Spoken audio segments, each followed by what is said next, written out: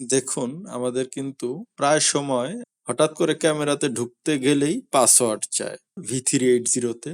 তখন কিন্তু প্রচন্ড মেজাজ গরম হয়ে যায়। তো আজকে এই পাসওয়ার্ডটা কিভাবে সমাধান করবেন সেটা দেখাবো। প্রথমেই ক্যামেরা কানেক্ট করার পরে সর্বপ্রথম যেই কাজ করবেন সেটি হচ্ছে এই পাসওয়ার্ডটা আগে সেট করে নিবেন। এই যে ৩টা ফোঁটা এখানে চাপ দিবেন। দেওয়ার পরে যে দেখেন এখানে পাসওয়ার্ড অপশন আছে, এই পাসওয়ার্ড অপশনে যাবেন। চেঞ্জ পাসওয়ার্ড পাবেন।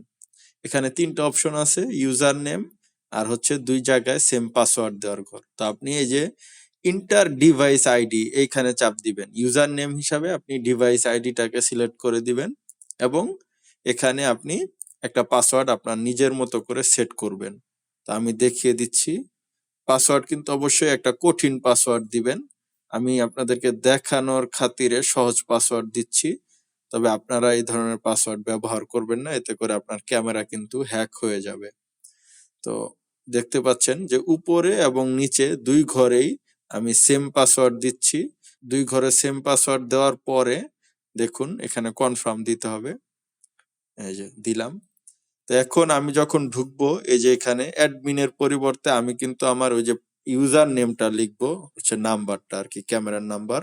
এখানে যেটা আমি দিয়েছি ওই যে আপনার যে দেখিয়েছিলাম যে আইডিটা পাইয়ে দিবেন সেটা করবেন। সেই আইডিটা এখানে দিবেন। এরপরে ওই যে পাসওয়ার্ড যেটা আমি সেট করেছিলাম, এই যে দেখুন এখন কিন্তু সাথে, সাথে আমার ক্যামেরা কানেক্ট হয়ে গেছে।